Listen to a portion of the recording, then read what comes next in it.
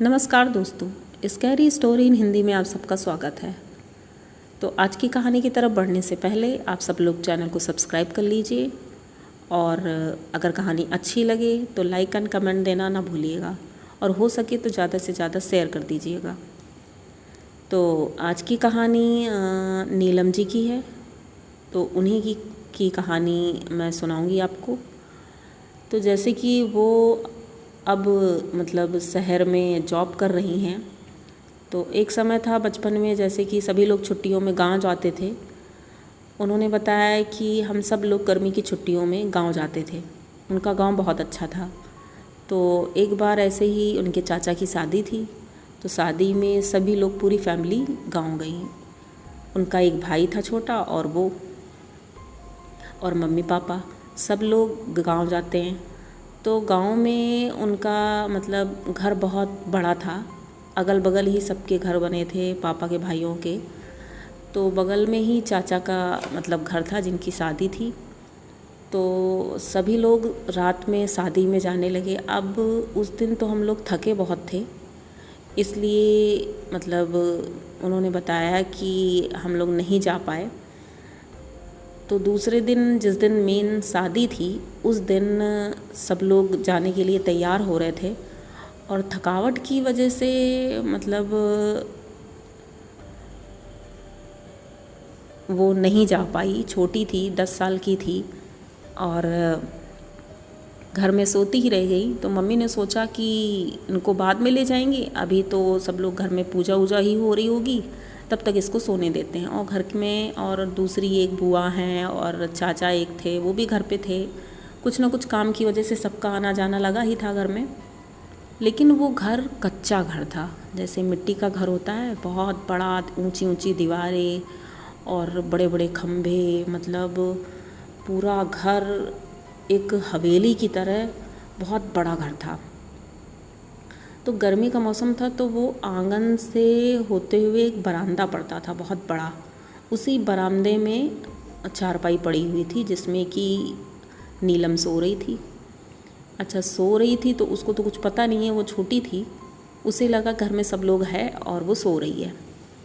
तो सभी लोग चले गए शादी में और एक बुआ थी, वो बगल में वो भी लेटी हुई थी दूसरी चारपाई में, दूसरे बरामदे में। तो इसीलिए नीलम सोती रही वहीं पे।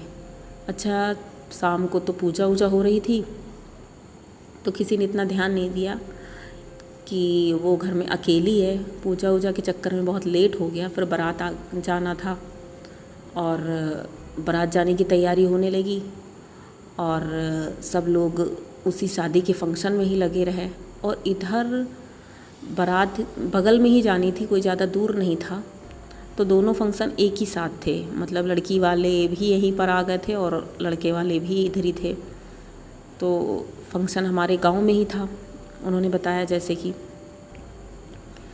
तो मतलब इतनी भीड़ भाड़ शोर शराबे के बीच किसी ने ध्यान नहीं दिया कि नीलम कहाँ है, और नीलम घर में अकेले सो रही थी। तो अचानक से ऐसा हुआ कि किसी ने, ऐसा लगा नीलम को लगा कि किसी ने दरवाज़ा खोला। तो उसे मतलब ऐसा लग रहा था जैसे कोई आ जा रहा है। नींद भी मतलब आधी खुल रही थी, बंद हो रही थी। तो अचानक नीलम की आँख खुली। उसने आँख खुल के देखा तो अगल बगल तो उसे कोई नहीं दिखा, अंधेरा था। गांव में दिया जल रहा था, लालटेन जैसे बोलते हैं, वो दिया जल रहा था और थोड़ी थोड़ी रोशनी थी, ज़्यादा रोशनी भी नहीं थी। उस रोशनी में उसने देखा कि एक परछाई सी टहल रही है जैसे घर में, आंगन में। लेकिन वो छोटी बच्ची थी, उसे ये पता नहीं था। उसने सोचा शायद बुआ होंगी मेरी या कोई रिलेटिव होगा, कोई होगा।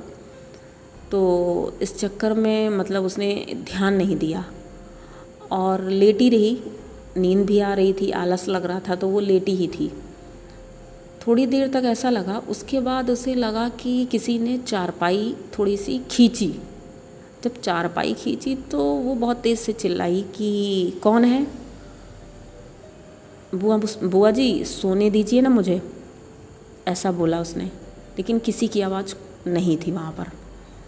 अच्छा, थोड़ी देर हो गया, वो लेटी रही लेटी रही। उसे नींद आने लगी, फिर सो गई वो। उसके बाद वही 12-1 बज गया था। 1 बज गया, लेकिन किसी को याद नहीं रहा कि बच्ची घर पर अकेली है और वो सो रही है। तो मतलब नीलम को भी लगा कि घर में कोई ना कोई तो है, तो डरने की कोई ज़रूरत ही नहीं है। लेकिन अचानक से जब उसकी नींद खुलती है, वो उठ के बैठती है, तो उसने बोला, 1-2 आवाज़ लगाई, बुआ बुआ बुआ, लेकिन किसी ने आवाज़ सुनी ही नहीं, ना उसका कोई आंसर दिया। थोड़ी देर उसने बुलाया, फिर वो लेट गई कि हो सकता है बुआ भी सो गई होंगी। उसके बाद उसको प्यास लग रही थी, फिर दोबारा उठी, उसने आवाज़ दिया, बुआ बुआ प्यास लगी है बहुत तेज़ से। तो उधर से एक आवाज़ आती है, खड़बड़ खड़बड़, मतलब जैसे बर्तन नहीं, मतलब खड़बड़ खड़बड़ होते हैं। तो किचन से ऐसी आवाज़ आई, तो उसने सोचा शायद बुआ ने सुन लिया है, वो पानी लेके आ रही हैं। लेकिन ऐसा कुछ भी नहीं था। थोड़ी देर बाद आवाज़ शांत हो गई और कोई पानी लेके नहीं आया। लेकिन जैसे ही थोड़ी देर और हुई, तो वो फिर उसने दोबारा आवाज़ दी, बुआ पानी लेके नहीं आई। तो जब कोई होगा तभी तो आवाज़ आएगी। अचानक से उसको लगा किसी ने दरवाज़ा खोला, और जैसे ही मतलब दरवाज़ा खोला है, उसको लगा किसी की बड़ी तेज़ी से चीखने की आवाज़ आई। अब वो डर गई थोड़ा सा कि यहाँ पर मतलब ये चिल्ला कौन रहा है, ये आवाज़ कैसी है। कुछ समझ में नहीं आ रहा था, लेकिन थोड़ी देर वो डर की वजह से चुपचाप बैठी रही वहीं पे। उसके बाद उसने बोला कि अगर बुआ आप यहाँ पे हो तो मुझे पानी दे दो, मुझे प्यास लगी है, और ये चिल्ला कौन रहा है। तो बुआ ने तो कुछ बोला नहीं। थोड़ी देर बाद उसे लगा कि हाँ कोई पानी लेके आया। जब उसने पलट के देखा तो उसकी चारपाई के नीचे पानी रखा था, 1 गिलास पानी रखा था। तो उसने सोचा शायद बुआ रख के चली गई होंगी, मैंने ध्यान नहीं दिया है। अच्छा, पानी उठाया, पानी उठा के पी लिया और पी करके फिर लेट गई। लेकिन शंका ये हुई कि कोई बोल क्यों नहीं रहा है। थोड़ी देर वो लेटी रही, फिर इतनी तेज़ी से आवाज़ आई जैसे कोई हंस रहा हो। बहुत तेज़ी से हंसने की आवाज़ आई। जैसे ही वो हंसने की आवाज़ आई, तब नीलम को इतनी तेज़ी से डर लगा, और डर की वजह से वो चारपाई पे उठ के बैठ गई। अब उसे इतना डर लग रहा था कि वो अपनी चारपाई से नीचे उतर नहीं पा रही थी, और दरवाजे की तरफ देख रही थी, शायद कोई दरवाजे के पास है या बाहर है कोई, लेकिन कोई दिखा नहीं। धीरे से उसने फिर आवाज़ दी, बुआ जी, लेकिन किसी ने सुना नहीं। अब वो घबरा रही थी क्योंकि घर इतना बड़ा था और चारों तरफ अंधेरा था। अब शहर में होता है कि लाइटें जलती रहती हैं, लेकिन उस टाइम पे गांव में लाइट नहीं थी।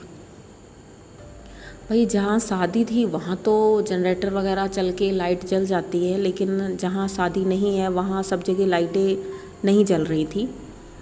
तो अब वो परेशान। उसके बाद उसकी इतनी हिम्मत नहीं हो रही थी कि वो गेट तक चली जाए, क्योंकि गेट वहाँ से थोड़ा दूर ही था।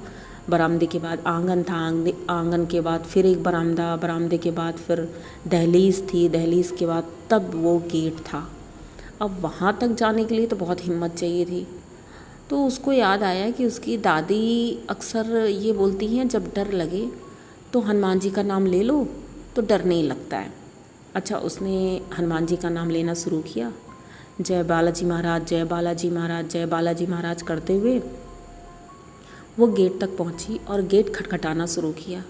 जब गेट खटखटाना शुरू किया तो बाहर कुछ लोग आ जा रहे थे, तो उन्होंने सुना, उन्होंने गेट खोला। जब गेट खोला तो उन्होंने पूछा, बेटा आप अंदर क्या कर रहे थे। तब वो रोने लगी, रोते ही भागी वहाँ से और कुछ बोली नहीं। वहाँ से सीधे भाग के चाचा जी के घर अपने पहुँची और वहाँ अपनी मम्मी के पास जाके बहुत रोई और बताया कि मेरे साथ क्या क्या हुआ, मुझे घर में अकेला बंद कर दिया था और मेरे साथ ये हुआ। ये सारी बातें बोलने के बाद जैसे ही उसने बोला, उसके बाद वो वहीं बेहोश हो गई थी और उसको फिर पानी आनी डाला गया। सब लोग बहुत परेशान हो गए कि आखिर क्या हो गया। बाद में सबको मतलब ये लगा कि ऐसे कैसे हो सकता है कि उसको अकेले छोड़ के हम आ गए, हमें बिल्कुल ध्यान नहीं रहा। लेकिन जब उसको होश आया तो एक वहीं पर जो पंडित जी थे उन्होंने पानी वानी फूँक के डाला और गंगा जल डाला उसके ऊपर और भगवान जी का कुछ पूजा वूजा की। उसके बाद वो ठीक हुई और उसका डर तो धीरे धीरे ही जाना था, क्योंकि छोटी सी थी और इतनी सारी चीज़ें उसने देख ली थी जिससे कि उसे बहुत डर लग रहा था। तो फाइनली आज तो वो ठीक है, लेकिन वो घटना वो कभी भूल नहीं सकती है। तो आप लोगों को लग रहा होगा कि ये कहानी झूठी है, तो झूठी नहीं है, क्योंकि जिसके साथ बीतती है वही समझ सकता है। तो अगर आप सबको ये कहानी अच्छी लगी हो तो प्लीज़ चैनल को सब्सक्राइब कर लीजिएगा और ज़्यादा से ज़्यादा शेयर कर दीजिएगा। तो चलिए अगली कहानी में मिलते हैं। Thank you.